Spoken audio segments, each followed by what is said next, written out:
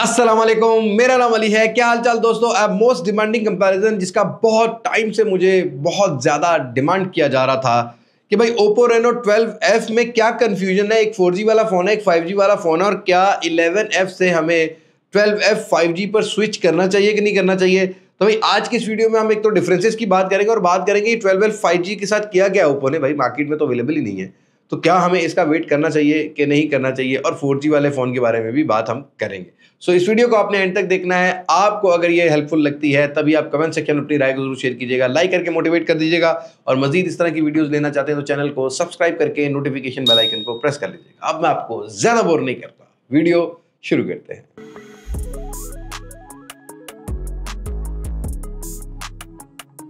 दोस्तों, इससे पहले कंपैरिजन स्टार्ट करें, let me clear you one thing. दिखाया कुछ दिया कुछ, मतलब मार्केट में हमें जो लॉन्च इवेंट बुलाया गया था 12F 5G ज़्यादा प्रोमिनेंट किया गया।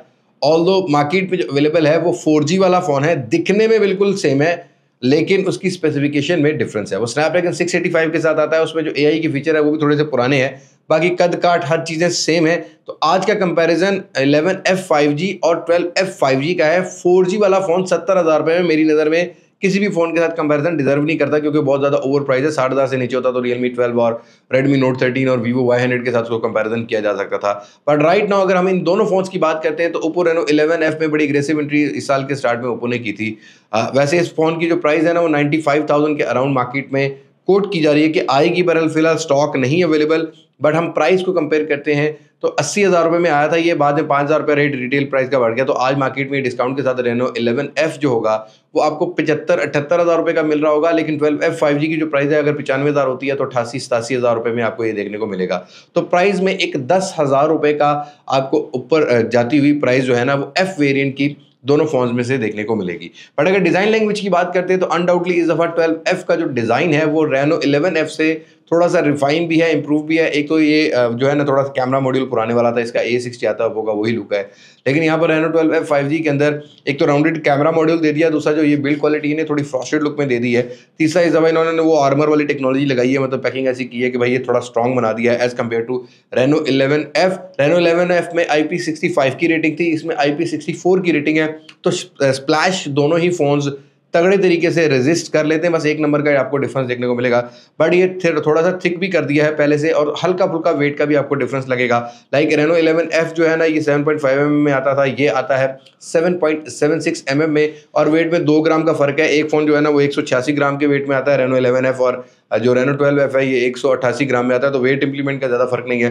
बाकी बटन प्लेसमेंट एंड कीज़ की बात करेंगे तो वो सिमिलर लोकेशन की हमें जो है वो देखने को मिलती हैं, उनमें कोई ज़्यादा डिफरेंस नहीं है। बस एक चीज़ का आपको डिफरेंस नजर आएगा, रेनो 12F में डुअल स्पीकर है तो ऊपर वाली साइड पे जो स्पीकर ग्रिल दे दी है, रेनो 11F में वो चीज़ हमें देखने को नहीं मिल रही थी। बाकी बटन प्लेसमेंट्स जो है वो आपको सिमिलर मिलेगी। बॉटम की साइड पर इस दफा सिम ट्रे दे दी है, रेनो 11F में साइड पे सिम ट्रे थी, उसके अलावा टाइप सी नीचे है और स्पीकर ग्रिल देखने को मिल जाती है। ओवरऑल डिज़ाइन लैंग्वेज में तो इंप्रूवमेंट है। बट अगर डिस्प्ले की बात करते हैं तो एक डाउनग्रेड ये है कि स्क्रीन के बेजल्स आपको ज़्यादा देखने को मिलेंगे। अब 12F में 6.67 इंचेस का डिस्प्ले है और रेनो 11F में आपको मिलता है एक 6.7 इंचेस का display. Screen to body ratio की बात करोगे तो बेजल एक्सपीरियंस रेनो 11F का बेटर है। दोनों ही फोन्स 1080p रेजोल्यूशन के साथ आते हैं, एमुलेट है, इन डिस्प्ले फिंगरप्रिंट सेंसर है, ऑलवेज ऑन डिस्प्ले मिलता है, ओप्पो को कलर साइज मिल जाता है। अब ये जो रेनो 11F है ना ये 1100 की पीक ब्राइटनेस निट्स लेके आता था और हाई ब्राइटनेस मोड 900 के अराउंड लेके आता था। बट रेनो 12F का डिस्प्ले ब्राइटर ज़्यादा कर दिया गया है। एक तो ये नॉर्मल मोड जो है ना वो आपको 1200 निट्स का प्रोवाइड करता है, और अगर आप पीक ब्राइटनेस निट्स की बात करते हो तो 2100 का यहाँ पर दिया गया है। और थोड़ी सी ड्यूरेबिलिटी फ्रंट साइड पे डिफरेंस ये है कि रेनो 11F में पांडा ग्लास था, और जो हमारा रेनो 12F है इसके अंदर असाई ग्लास जनरेशन 2 देखने को मिल रही है। ड्यूरेबल है, मैंने ड्रिल विल भी चला के देखी है, बट वो मेरे एक अपने रिस्क पे था भाई, मुझे टेस्ट करना था। कंपनी ने बोला टेस्ट करो, कर लो, मैंने कहा ठीक है कर लेते हैं। तो यहाँ पर थोड़ा ड्यूरेबल ज़रूर होगा, बट ओवरऑल जो एक्सपीरियंस है वो मुझे रेनो 11F का थोड़ा बेटर लगा। एक तो HDR भी यूट्यूब की वीडियोस में चला देता है, जो कि हमारा रेनो 12F जो है वो चलाता हुआ हमें नहीं मिला। बाकी दोनों फोन वाइड N1 सपोर्ट करते हैं, indoor outdoor visibility normal life में अच्छी है, बस ब्राइटर होगा रेनो 12F का डिस्प्ले। अब अगर हार्डवेयर की बात करते हैं तो यहाँ पर वही मिसाल सेट होती है कि पाकिस्तान में जैसे कोई मतलब नई कोई सियासतदान आ रहा होता है ना, तो हमारी उम्मीद होती है कि बहुत अच्छा काम करेगा, और पता लगता है कि नहीं जी पुराने वाला ही अच्छा था। तो ये अलमिया आजकल रेनो सीरीज के साथ भी है। रेनो 11F के अंदर जो हार्डवेयर दिया गया था दैट वाज एक स्टैंडर्ड सेट करने वाला टाइम था। डायमेंसिटी 7050 था, 6nm है। उसके अलावा यहाँ पर UFS 3.1 का स्टोरेज था, 8GB 256GB वाला वेरिएंट था। बेंचमार्क स्कोर्स कहीं पर 5.5 लाख से ऊपर के जो फ़ोन के हैं ना वो हिट हो जाते थे। 2-3 साल की अपडेट भी थी, लेकिन Reno 12F से उम्मीदें ये थी कि भाई थोड़ा सा कि अपग्रेडेड वर्जन लेके आ जाएगा, बट एक डाउनग्रेड वर्जन है। ये है डायमेंसिटी 6300 वाला। ऑल्दो यहाँ पर क्लॉक स्पीड का भी डिफरेंस है। एक तो आपको क्लॉक स्पीड जो है डायमेंसिटी 6300 में 2.4 गीगाहर्ट्ज़ की मिलती है और 7050 में 2.6 गीगाहर्ट्ज़ की है। दूसरा यहाँ पर 12GB रैम और 256GB का स्टोरेज है फिलहाल। UFS 2.2 का स्टोरेज टाइप हमें मिलता है। दोनों ही फ़ोन 2-3 साल की अपडेट तो खैर ऑफर कर देंगे, बट भाई अनफॉर्चुनेट यहाँ पर जो परफॉर्मेंस है वो MediaTek Helio G99 से थोड़ा सा ट्विक वर्जन आपको मिल रहा है। वो मतलब 99 2.2 गीगाहर्ट्ज़ पर था, ये 2.4 गीगाहर्ट्ज़ पर है, तो हमें थोड़ा सा ट्विक वर्जन मिल रहा है, बट उस तरह की परफॉर्मेंस जो Reno 11F में मिल रही है वो चीज़ देखने को नहीं मिल रही। एक तो अगर आप रीड और राइट की स्पीड की बात करते हो, N22 बेंचमार्क स्कोर्स रन करने की बात करते हो, थोड़ा सा हैवी टास्किंग की बात करते हो, तो Reno 11F फिर भी हैंडल कर लेता है। 12F उस तरीके से हैंडल नहीं करता। और क्लियरली अगर आप गेमिंग के लिए कंसीडर कर रहे हो तो Reno 11F में 60 FPS प्रोवाइड किया गया था, जायरो बेस हार्डवेयर था। पर Reno 12F 4G के अंदर तो भाई वो वर्चुअल जो है ना वो जायरो है, वो तो बिल्कुल भी आप गेमिंग के लिए कंसीडर मत करना। बट इस फ़ोन के अंदर 40 FPS है, हार्डवेयर बेस जायरो है, बहुत कैजुअल या डिसेंट गेमिंग जरूर हैंडल कर लेता है, बट ओवरऑल यहाँ पर गेमिंग एक्सपीरियंस जो है Reno 11F का far better than Reno 12F। Oppo को मेरे ख्याल में इस चीज़ को देखना चाहिए, जो लेगेसी बनाई है उस लेगेसी को लेके चलते अच्छा एक कमबैक किया था Reno 11F से, बट 12F में वो वाली गेमिंग नहीं मिली। बाकी हाँ, बूटअप टेस्ट में हमने देखा है या थोड़े से ऑप्टिमाइजेशन में देखा है, तो Reno 12F में भी ऐसा नहीं है कि चीज़ें नहीं होती। और Reno 12F को क्लियरली यहाँ पर एडवांटेज जाता है इसके AI फीचर्स का, जिसके ऊपर आजकल बहुत ज़्यादा बात हो रही है। मतलब इसमें आपको AI पोर्ट्रेट्स मिल जाते हैं, 5000 का क्रेडिट मिलता है, आप कोई भी 3D एनिमेटेड जो पिक्चर को कन्वर्ट करना चाहते हो वो कर सकते हो, बैकग्राउंड में से चीज़ें रिमूव कर सकते हो। ये एक अच्छी चीज़ है कि AI फीचर्स आपको जो है वो देखने को मिलेंगे, but I think real life में इतने इन AI फीचर्स का कोई इंप्लीमेंट अभी तो स्टार्ट नहीं हुआ, आगे चल के हो जाए तो हो जाए। पर 5000 क्रेडिट के बाद पता नहीं पैसे लगेंगे या नई ID लगेगी, ये अभी कंफर्म नहीं है। बट ओवरऑल Reno 11F में ये AI वाले फीचर अभी तक तो अवेलेबल नहीं है।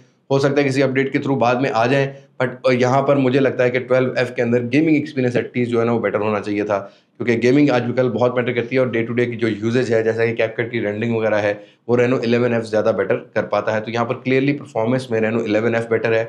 12F हाँ, अगर इसकी प्राइस कहीं 80,000 के अराउंड आती है तब भी चलो गेमिंग को हटा के बाकी चीज़ों को थोड़ा बहुत जस्टिफाई कर सकता है। बट अगर कैमरास की बात करते हैं, दोनों फोन्स फ्रंट साइड से 32 मेगापिक्सल का कैमरा सेंसर लेके आते हैं, और क्लियरली यहाँ पर Reno 11F को एक एडवांटेज ये है कि भाई ये तो हायर फ्रेम रेट पे भी चला जाता है, 4K 30 FPS तक चला जाता है। बट अगर 1080p 30 FPS की बात करते हैं तो 12F 1080p 30 FPS पे ही रहता है। यहाँ पर डिटेल में थोड़ा डिफरेंस आपको देखने को मिलेगा। 11F की स्टेबल ज़्यादा है, थोड़े से हायर एक्सपोजर की तरफ है, बट हाँ डिटेल अच्छी है। उसी तरीके से यहाँ पर फ्रंट साइड पर 4K 30 FPS की अगर वीडियोस की बात करेंगे तो Reno 11F ज़्यादा बेटर रिकॉर्ड कर पाता है। और फ्रंट फोटोज़ के अंदर हम देखेंगे तो यहाँ पर Reno 12F के अंदर इस दफ़ा एक ऑप्शन दे दी गई है जिससे आप थोड़ा सा वाइड एंगल कर सकते हो, 0.8x कर सकते हो। फोटोज़ के अंदर Reno 12F का स्किन टोन ज़्यादा बेटर है, थोड़ा वाइड एंगल भी हो सकता है, आप उसको 1x पर भी पिक्चर को कैप्चर कर सकते हो। इवन दो पोर्ट्रेट भी हमें, अगर हम दोनों को साइड बाई साइड कंपेयर करें ना, तो थोड़ा सा ब्राइटर एक्सपोजर या ब्राइटर कॉन्ट्रास्ट है Reno 11F में, वहीं पर थोड़ा डार्की कॉन्ट्रास्ट या आप ये कह सकते हो सैचुरेटेड फोटोज जो है ना वो Reno 12F प्रोवाइड करता है, डिपेंडिंग ऑन योर प्रेफरेंस। अगर हम साइड बाय साइड कंपेयर करेंगे ना तो हमें थोड़ी सी बेटर लगी है फोटो 12F की, लेकिन बैक कैमरा पे आके चीज़ें चेंज हो जाती हैं। अब यहाँ पर 12F के अंदर 50 मेगापिक्सल ऑप्टिकल इमेज स्टेबलाइजेशन है, जो कि मैक्सिमम ही 1080p 30 FPS और 60 FPS बना सकता है। ऑल्दो यहाँ पर आपको 64 मेगापिक्सल EIS वाला कैमरा मिलता है Reno 11F में, कोई ऑप्टिकल इमेज स्टेबलाइजेशन नहीं है, लेकिन 4K 30 FPS की वीडियो रिकॉर्ड करता है। लेकिन अगर आप 1080p 30 FPS को कंपेयर करोगे तो कलर्स थोड़े से वॉश्ड आउट है Reno 12F में। 11F थोड़ा हायर एक्सपोजर की तरफ ज़रूर है, बट हाँ डिटेल और स्टेबलाइजेशन हमें थोड़ी बेटर ही मिली है हमारे Reno 11F में। और Reno 11F में डेडिकेटेड स्टेबल मोड दिया गया है, जिसके बाद ये 60 FPS पे शिफ्ट हो जाता है। ऑल्दो 12F भी 60 FPS वीडियो बना सकता है, बट अगेन यहाँ पर वीडियोस को हम अगर साइड बाय साइड कंपेयर करते हैं तो Reno 11F थोड़ी बेटर रिकॉर्डिंग कर रहा था। और इसी तरीके से 2x जूम के अंदर भी हमने वीडियो रिकॉर्ड करके देखी है तो Reno 11F थोड़ा वीडियो में बेटर था। 4K 30 FPS में आपको क्लियरली यहाँ पर कलर्स का डिफरेंस नजर आ रहा होगा। Reno 11F 4K 30 FPS में भी बेहतर वीडियोस को रिकॉर्ड कर पाता है। तो क्लियरली वीडियोस के हिसाब से अगर मेन सेंसर की वीडियो देखते हैं तो 11F बेटर है, बट अल्ट्रा वाइड सेंसर की बात करते हैं तो फील्ड ऑफ व्यू भी हमारे 12F में ज़्यादा है। 1080p 30 FPS रिकॉर्ड करते हैं और अल्ट्रा वाइड सेंसर की क्वालिटी जो है वो मुझे 12F की 11F से हल्की फुल्की बेटर लगी है। जो चीज़ बेटर होती है वो बेटर ही बोलनी चाहिए। तो यहाँ पर 12F अल्ट्रा वाइड सेंसर की क्वालिटी में एक तो फील्ड ऑफ व्यू ज़्यादा प्रोवाइड करता है और दूसरा ये कि आपको थोड़े से कलर्स अच्छे मेंटेन करता हुआ नजर आएगा। बाकी जो तीसरा सेंसर है वो 2 मेगापिक्सल का है, मैक्रो के लिए इस्तेमाल होता है। यहाँ पर अगर हम side by side photos rear की बात करते हैं तो 12F किसी कंडीशन में ज़्यादा बेटर रहा है, किसी कंडीशन में रेनो 11F है। जो डेप्थ ऑफ फील्ड है या जो ब्लर है वो रेनो 11F में विदाउट बुके जो है ना वो अच्छा प्रोवाइड करता रहा है, लेकिन जो कलर रिप्रोडक्शन है वो 12F की ज़्यादा बेटर है। और AI के इंटीग्रेशन थोड़ा सा पोस्ट प्रोसेसिंग में यहाँ पर काम किया है। बाद में AI से आप थोड़ा सा ना एक कोई बैकग्राउंड में चीज़ें रिमूव करनी हो, आपने मतलब इसको कन्वर्ट करना हो 3D में, जिसकी मैंने पहले बात की, हाँ वो आप कर सकते हो। उसके साथ साथ ही यहाँ पर नॉर्मल फोटोज़ की बात करते हैं, अगेन 12F ने बहुत सारी कंडीशन में ठीक काम किया। हालांकि HDR दोनों का देखेंगे तो बड़ा सिमिलर आपको जो है ना वो देखने को मिलेगी, लाइक HDR दोनों का प्रॉपर ही काम करता है। बट अगर आप 2x पर जूम करके देखते हो तो यहाँ पर मुझे लगता है कि भाई यहाँ पर 12F की डिटेल ज़्यादा बेटर है। हेयर्स की डिटेल देखोगे, चेहरे की डिटेल देखोगे, ये नॉर्मल फोटोज़ हैं तो मुझे रेनो 12F थोड़ा बेटर लगा है। लेकिन वहीं पर अगर हम पोर्ट्रेट्स पर जाते हैं तो डिसएडवांटेज रेनो 12F को ये है कि ये सिर्फ और सिर्फ 1x पर रेनो 12F जो है ना 1x पर फोटो पे कैप्चर कर सकता है और ओप्पो रेनो 11F में 2x का ऑप्शन है। लेकिन 1x वाली फोटोज़ को कंपेयर करोगे तो 12F का स्किन टोन ज़्यादा बेटर है। ऑल्दो क्लियरली एडवांटेज 2x का हमारे 12F को है पोर्ट्रेट्स में, बट अगेन जो 1x की फोटो है उसमें जो पोस्ट प्रोसेस के बाद जो फोटो निकल रही है वो 12F की थोड़ी आई प्लेजिंग है, लेकिन 11F की थोड़ी ब्राइटर एक्सपोजर की तरफ है। बाद में इसको आप थोड़ा सा री एडिट करके हाइलाइट्स थोड़े से कम करो, शेडो थोड़े से कम करो, थोड़ी सी सैचुरेशन डाल दो तो ये भी आपको सेम कलर प्रोवाइड कर देगी। बट ये थोड़ी सी मेहनत करनी पड़ेगी, लेकिन ऐसा बंदा जिसने मेहनत नहीं करनी तो उसको 12F वाली फोटो पसंद आएगी। बट अगर मेहनत करनी है तो क्लियरली यहाँ पर रेनो 11F में ये 2x पोर्ट्रेट वाला ऑप्शन भी जो है वो ज़्यादा देखने को मिलता है। और अगर इंडोर लाइट्स की भी बात करोगे तो ऑब्वियसली यहाँ पर 12F में फोटो थोड़ी बेटर है, बट वीडियोस इतना कैपेबल नहीं बनाता। तो यहाँ पर क्लियरली अगर हम लोग ऑल ओवर देखते हैं तो रेनो 11F का वीडियोग्राफी भी अच्छा है, फोटोज भी डिसेंट प्रोवाइड कर देता है। रेनो 12F के अंदर वीडियोस इतनी अच्छी आपको देखने को नहीं मिलेगी। और हाँ, एक और चीज़ मेंशन कर देता हूँ कि रेनो 11F फ्रंट और बैक से बुके वीडियो रिकॉर्ड करता है, जो कि हमारा 12F नहीं कर सकता। अब रेनो 11F के अंदर फ्रंट कैमरा में 1080p के साथ आप बुके वीडियो रिकॉर्ड कर सकते हो और इसी तरीके से बैक कैमरा में 720p 30fps पर आप बुके वीडियो रिकॉर्ड कर सकते हो, जो कि क्लियरली 12F से एक बेटर ऑप्शन निकल कर आती है। तो कैमरा में अनडाउटली यहाँ पर रेनो 11F अगर आप यूज़ कर रहे हो, you don't need to change या स्विच करना चाहिए, अगर आपको 12F में स्विच करने की ज़रूरत नहीं है। अब रेनो 11F में सिंगल स्पीकर था तो क्लियरली यहाँ पर रेनो 12F में जो डुअल स्पीकर है वो आपको एक अच्छा साउंड भी प्रोवाइड करेगा। बट एक्चुअली में एक डाउनग्रेड हमें और नजर आता है, वो है बैटरी चार्जिंग स्पीड का। दोनों फोन 5000 mAh के साथ आते हैं। रेनो 11F में 67 वाट की फास्ट चार्जिंग थी, 12F में 45 वाट की फास्ट चार्जिंग प्रोवाइड कर दी है। I think this is not a big deal. मतलब कहने का मकसद ये है कि अगर आपका 67 वाट 35-40 मिनट में चार्ज कर रहा है तो 45 वाट आपको 50 मिनट में 10 मिनट का फ़र्क हो जाएगा।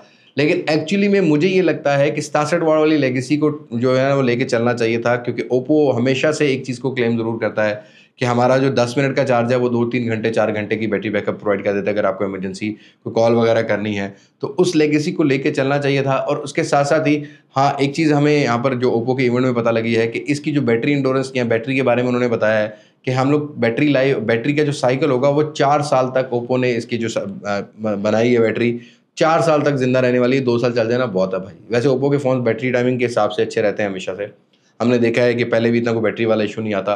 बट ओवरऑल यहाँ पर आपको कुछ 4-1 साल का उन्होंने बताया था कि अभी हमने इसका इतना जो है वो बैटरी को लेआउट को ठीक किया है कि 4 साल तक आपको बैटरी चेंज करवाने की जरूरत नहीं पड़ेगी।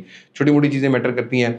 बाकी अगर हम यहाँ पर कुछ और बैंड्स की बात कर लेते हैं तो देखो भाई, रेनो 12F के अंदर जो बैंड्स हैं वो आपको 15 5G बैंड्स मिल जाएंगे। 4G प्लस भी सपोर्ट करता है, दोनों फोन खैर 4G प्लस सपोर्ट करते हैं। यहाँ पर 10 से 12 बैंड आपको रेनो 11F में मिल जाते हैं 5G वाले। डुअल स्पीकर क्वालिटी के साथ इसको एडवांटेज है, दोनों फोन ऑप्टिकल फिंगरप्रिंट सेंसर के साथ आते हैं। फिलहाल आपको कॉल कनेक्टिविटी में कोई इशू देखने को नहीं मिलेगा। एक एडवांटेज ये जाता है दोनों फोन्स के अंदर ओप्पो ने 360 एंटेनाज लगाए गए हैं और इसके अंदर थोड़ा सा AI इंटीग्रेशन भी है कि वो भी खुद से सेंस करेगा कि भी कहाँ पर मुझे स्ट्रॉन्ग करना है अपने आप को। वाईफाई कॉलिंग दोनों फोन्स के अंदर अवेलेबल है। तो ओवरऑल ये था कंपैरिजन दोनों ही फोन्स के अंदर। अगर ये 80,000 रुपये की रेंज में आता है तो सिर्फ आपको ज़रा ना गेमिंग के साथ कॉम्प्रोमाइज़ ज़रूर करना पड़ेगा, या अगर आप वीडियोज़ रिकॉर्डिंग की बात करते हो। लेकिन अगर 95,000 का ये फ़ोन है और आप रेनो 11F ऑलरेडी ये चला रहे हो तो you don't need to change on Reno 12F। I think आपका रेनो 11F ही बेटर है। और रेनो 12F अगर 95,000 रुपये में आ ही जाता है इवन रेनो 11F को नहीं, बाकी किसी भी फ़ोन को उस तरीके से वीडियोग्राफी में या हार्डवेयर कैटेगरी में कम्पीट नहीं कर पाएगा। तो एक सजेशन है ओप्पो के लिए कि भी जो लेगेसी आपने 11F में बनाई थी ना, I think you should continue that legacy on Reno 12F 5G। और 4G की प्राइस को भी मज़ीद आपको डाउन करने की ज़रूरत है, एग्रेसिव करने की ज़रूरत है। राइट नाउ बहुत समझदार हो गया बायर, जिसके पास रिसर्च भी है, जिसके पास एक चॉइस भी है, और मार्केट में इस टाइम जो हालात बने हुए हैं, आजकल लोगों की प्रेफरेंस कैमरा की है, अच्छे फ़ोन की है।